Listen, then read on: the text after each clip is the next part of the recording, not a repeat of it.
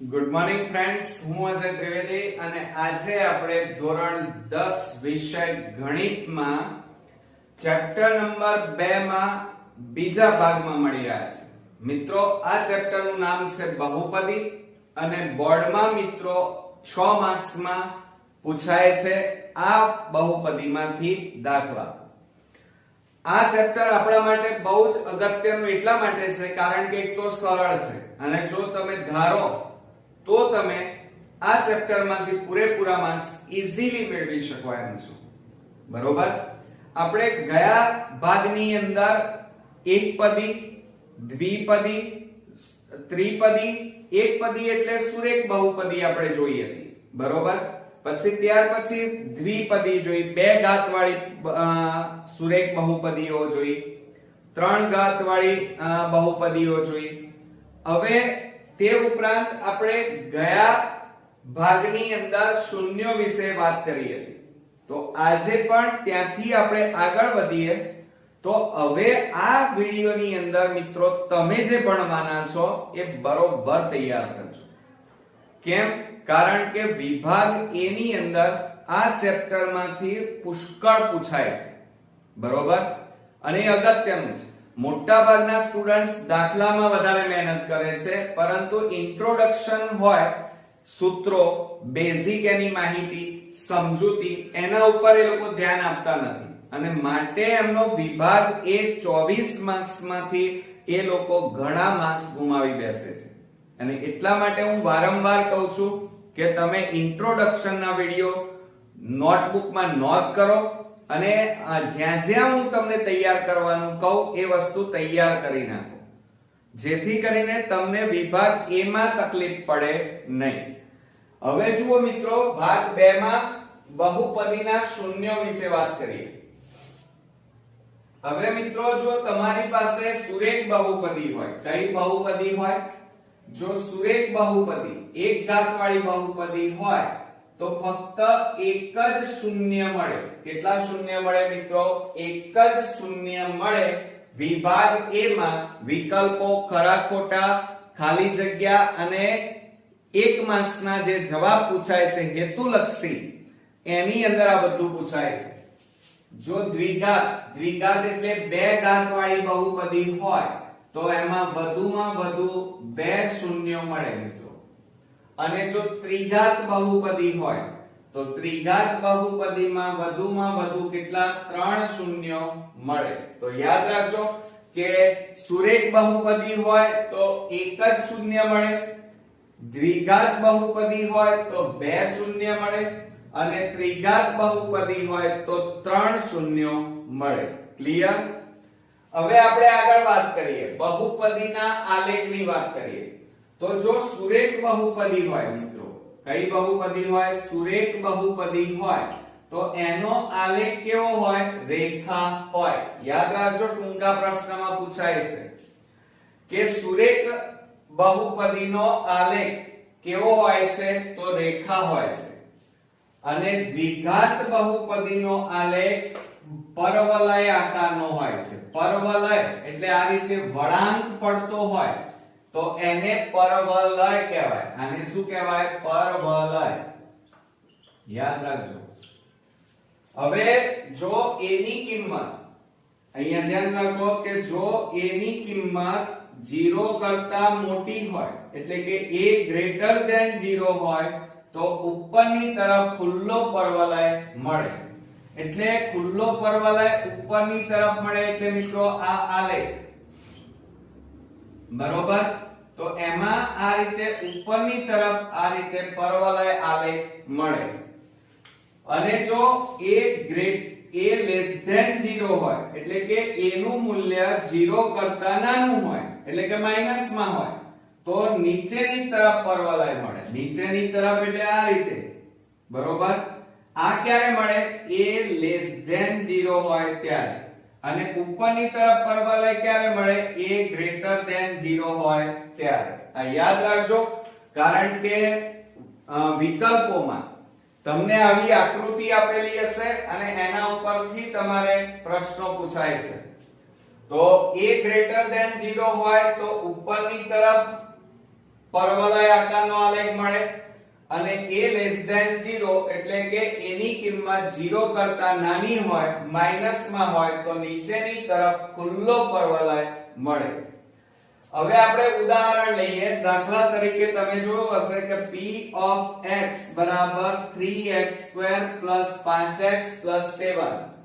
તો આ a બરાબર આ a કહેવાય. a બરાબર 3, b બરાબર 5 અને c બરાબર 7. આ અચળ પદ છે.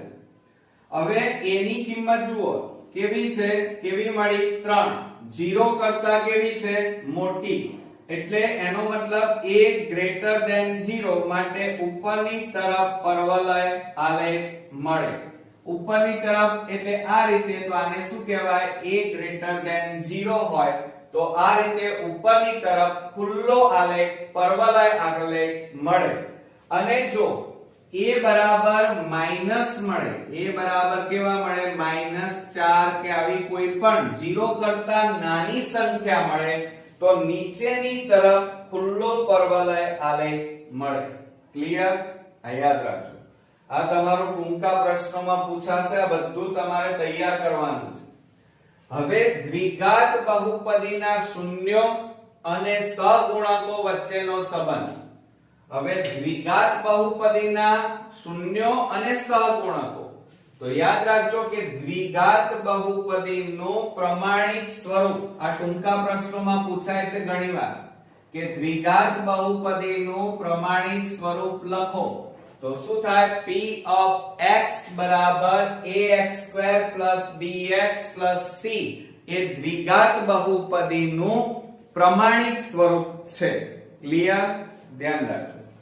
હવે જો શૂન્યનો સરવાળો કીધો હોય, શું કીધું હોય મિત્રો, યાદ રાખજો. હું વારંવાર કહી રહ્યો છું કે શૂન્યનો સરવાળો કીધો હોય તો એનું સૂત્ર યાદ રાખજો -b/a. એક્ઝામ્પલમાં બધું જ કામમાં આવવાનું છે અને વિભાગ a માં પણ. હવે b એ શું છે, તો b અહીંયા જુઓ, b કોનો સહગુણક છે, x નો. તો -x નો સહગુણક. અને a કોનો સહગુણક છે, તો a x² નો સહગુણક છે. યાદ રાખજો. હવે ત્યાર પછી આપણને શૂન્યનો ગુણાકાર કીધો હોય તો એનું સૂત્ર શું થાય, આ મોઢે યાદ રહેવું જોઈએ, c/a. હવે c એ શું છે જુઓ અહીંયા, તો આ અચળ પદ કહેવાય છેલ્લું. તો અચળ પદ ભાગ્યા a. a ક્યાં છે જુઓ અહીંયા પ્રમાણિત સ્વરૂપમાં x² નો સહગુણક છે. તો x² નો સહગુણક. તો આ બંને સૂત્રો યાદ રાખવાના છે તમારે. હવે આગળ નેક્સ્ટ વાત કરીએ કે જો આલ્ફા અને બીટા એ દ્વિઘાત બહુપદીના શૂન્યો હોય. કોણ? આલ્ફા અને બીટા. આને આલ્ફા કહેવાય, આને બીટા કહેવાય.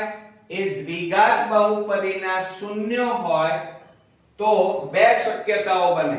કઈ કઈ જુઓ મિત્રો.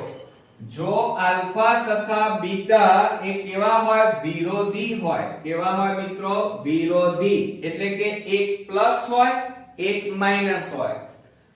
એટલે કે વિરોધી સંખ્યા હોય તો b બરાબર હંમેશા 0 મળે. યાદ રાખજો, ખાસ અગત્યનું કે જો આલ્ફા તથા બીટા વિરોધી સંખ્યા હોય તો b બરાબર 0 મળે. હવે આમાં ઉદાહરણ લઈએ કે p of x બરાબર x² - 9. હવે એના અવયવ કઈ રીતે પડે, a² - b² ની રીતે. એટલે કે a - b a + b. એટલે આના અવયવ કઈ રીતે પડે, x - 3 અને એક વખત x + 3. હવે આ x + 3 બરાબર 0 અને x - 3 બરાબર 0. હવે આ +3 ને પેલી બાજુ લઈ જાઓ તો માઈનસ થઈ જાય અને આ -3 ને પેલી બાજુ લઈ જાઓ તો +3 થાય. એટલે x બરાબર -3 આવ્યા અને x બરાબર 3. એટલે એક માઈનસ અને એક પ્લસ આવ્યું એટલે વિરોધી સંખ્યા કહેવાય. માટે આલ્ફા બરાબર -3 અને બીટા બરાબર 3 એમ વિરોધી સંખ્યાઓ આપણને મળી. અને વિરોધી સંખ્યા હોય તો b બરાબર કેટલા મળે, 0 હોય. ક્લિયર? હવે બીજો એક નિયમ યાદ રાખવાનો છે કે જો આલ્ફા અને બીટા પરસ્પર વ્યસ્ત હોય, એટલે કે એક દુત્યાંશ હોય અને બીજો 2/1, તો આ વ્યસ્ત કહેવાય. તો જો a છેદમાં b આ રીતે પણ લખાય, a છેદમાં b અને b છેદમાં a, આ એકબીજાના વ્યસ્ત છે. તો વ્યસ્ત હોય, યાદ રાખજો, એકબીજાના વ્યસ્ત હોય તો c બરાબર a થાય. યાદ રાખો, મોસ્ટ ઇમ્પોર્ટન્ટ હેતુલક્ષી માટે, 1 માર્ક્સ માટે, કે જો આલ્ફા અને બીટા પરસ્પર વ્યસ્ત હોય તો c બરાબર a થશે. બરોબર. હવે આપણે ત્રિઘાત બહુપદીની વાત કરીએ. આ બધી આપણે દ્વિઘાત બહુપદીની વાત કરી. હવે ત્રિઘાત બહુપદીના શૂન્યો અને સહગુણકો વચ્ચેનો સંબંધ ચકાસીએ. Most important. હવે ત્રિઘાત બહુપદીનું પ્રમાણિત સ્વરૂપ કયું? જેમ દ્વિઘાત બહુપદીનું પ્રમાણિત સ્વરૂપ કયું મિત્રો? તો p of x બરાબર ax² bx c બરાબર 0. આ દ્વિઘાત બહુપદીનું પ્રમાણિત સ્વરૂપ. એ જ રીતે ત્રિઘાત બહુપદીનું પ્રમાણિત સ્વરૂપ p of x બરાબર ax ની 3 ઘાત b bx² cx d. આ ત્રિઘાત બહુપદી કહેવાય. અને આ ત્રિઘાત બહુપદીનું પ્રમાણિત સ્વરૂપ તમારે તૈયાર કરવાનું છે. તો મિત્રો જુઓ, અહીંયા બહુપદીના શૂન્યથી માંડી અને આ બધું જ તમારે કોન્ક્રીટ તૈયાર કરવાનું. 2 વાર 3 વાર લખી કાઢો હોમવર્કમાં, અને આવડવું જ જોઈએ. બરોબર, કારણ કે બોર્ડની એક્ઝામ માટે વિભાગ A ની અંદર આ બધું જ તમારે પૂછાઈ શકે છે અને અત્યાર સુધી બોર્ડમાં પૂછાયું છે. બરોબર. તો હવે આપણે ત્રિઘાત બહુપદી વિશે આગળ ચર્ચા કરીએ. હવે ફ્રેન્ડ્સ આપણે ત્રિઘાત બહુપદીના શૂન્યો અને એના ગુણાકાર વિશે વાત કરીએ. તો જુઓ, ત્રિઘાત બહુપદી કીધી હોય ત્યારે શૂન્યોનો સરવાળો, એનું સૂત્ર થશે -b/a બરાબર. હવે -b કીધું છે તો b એ અહીંયા આપણે જુઓ x² નો સહગુણક. કોનો? b કોનો સહગુણક છે? x² નો. તો માઈનસ ના માઈનસ અને b ની જગ્યાએ આપણે શું લખીશું? b એ x² નો સહગુણક અને a અહીંયા ક્યાં છે? જુઓ, આ રહ્યો. અને એ કોનો સહગુણક છે? x ની 3 ઘાત નો સહગુણક. ક્લિયર? આ સૂત્ર યાદ રાખજો, કારણ કે આ ત્રિઘાત અને આ દ્વિઘાત બંનેના મિક્સ ન થઈ જાય એનું ખાસ ધ્યાન રાખજો. હવે બબ્બે શૂન્યોના ગુણાકારનો સરવાળો આપણને કીધું હોય તો બબ્બે શૂન્યોના ગુણાકારનો સરવાળો બરાબર સૂત્ર થશે c/a. હવે c એ અહીંયા જોવાનું પ્રમાણિત સ્વરૂપમાં, તો x નો સહગુણક, તો x નો સહગુણક અને છેદમાં a એટલે x નો 3 ઘાત છે. તો આપણે અહીંયા છેદમાં લખી કાઢીએ કે x ની 3 ઘાત નો સહગુણક. બરોબર. ત્યાર પછી ત્રીજું સૂત્ર યાદ રાખજો, શૂન્યનો ગુણાકાર બરાબર -d/a. અને d એ અહીંયા જુઓ આ અચળ પદ છે, એટલે માઈનસ ના માઈનસ અચળ પદ છેદમાં a. એ કોનો સહગુણક છે? x ની 3 ઘાત નો. તો x ની 3 ઘાત નો સહગુણક. એટલે આ રીતે ત્રિઘાત બહુપદી જ્યારે આપણને આપેલી હોય અને એના શૂન્યોના સરવાળા અને શૂન્યોના ગુણાકાર આપણે શોધવા પડશે, અને એ આપણે આ 3 સૂત્રોની મદદથી શોધીશું. યાદ રાખજો, પણ સૂત્રો આવડતા હશે તો તમે શોધી શકશો. એટલે જુઓ, શૂન્યનો સરવાળો બરાબર -b/a. પછી સેકન્ડ થિંગ, બબ્બે શૂન્યોના ગુણાકારનો સરવાળો બરાબર એનું સૂત્ર c/a થશે. અને શૂન્યનો ગુણાકાર બરાબર -d છેદમાં a એમ ત્રણ સૂત્રો ત્રિઘાત બહુપદીના થશે. ક્લિયર? હવે ત્યાર પછી 3 માર્ક્સમાં એક અગત્યનો એક્ઝામ્પલ પૂછાશે અને એ છે બહુપદીઓ માટે ભાગ પ્રવધિ. અને આ સૂત્રની મદદથી આપણે એક એક્ઝામ્પલ ગણવાનું છે. હવે તમે જાણો છો કે આ 17 ને 5 વડે ભાગીએ તો ભાગ ચલાવીએ તો 5 3 15, 7 માંથી 5 જાય તો 2 અને 1 માંથી 1 જાય તો 0. હવે આની અંદર જુઓ 5 ને શું કહેવાય? તો આ જે 5 છે સમજો જરા. આ જે 5 આપેલા છે એને આપણે શું કહીએ છીએ? ભાજક કહેવાય. અને ભાજકને g of x કહેવાય. શું કહેવાય? ભાજક. જ્યારે 3 ને આ ઉપર આવેલા છે એને આપણે ભાગફળ કહીએ છીએ અને એને q of x વડે દર્શાવાય. q of x. અને આ અંદર જે છે 17 એને ભાજ્ય કહેવાય અને એને p of x વડે દર્શાવવામાં આવે છે. હવે આ જે શેષ વધી એ શેષને r of x વડે દર્શાવવામાં આવે છે. હવે ધ્યાન રાખજો બરોબર કે હંમેશા આપણને યાદ નથી રહેતું, ભૂલી જવાય છે. તો તમારે કરવાનું શું કે હંમેશા અંદરની બાજુએ આ જે સંખ્યા હોય એ 17 અંદર છે એટલે 17 બરાબર. હવે જુઓ હંમેશા આ ભાજ્ય છે. ભાજ્ય એટલે ભાજી યાદ રાખવાની. ભાજીના હંમેશા ટુકડા થાય. તો આ ભાજી છે એ બહાર રાખવાની. હવે એનું રક્ષણ કોણ કરે છે? આ બહારની બાજુએ ભાજક. ભાજક એટલે ઢાલ. તો ભાજક અને આ બેનો ગુણાકાર કરવાનો એટલે 5 ગુણ્યા 3. તો 5 ગુણ્યા 3 એટલે 15 અને 15 માં શેષ ઉમેરો 2 એટલે 2 શેષ ઉમેરી દો એટલે 17 થઈ જાય. 5 ગુણ્યા 3 વત્તા 2 5 3 15 15 ને 2 17 થઈ ગયું. તો હવે અહીંયા જુઓ આ 17 એ શું છે? ભાજ્ય. ભાજ્ય એટલે p of x 5 gx ગુણ્યા 3 qx અને વત્તા શેષ rx.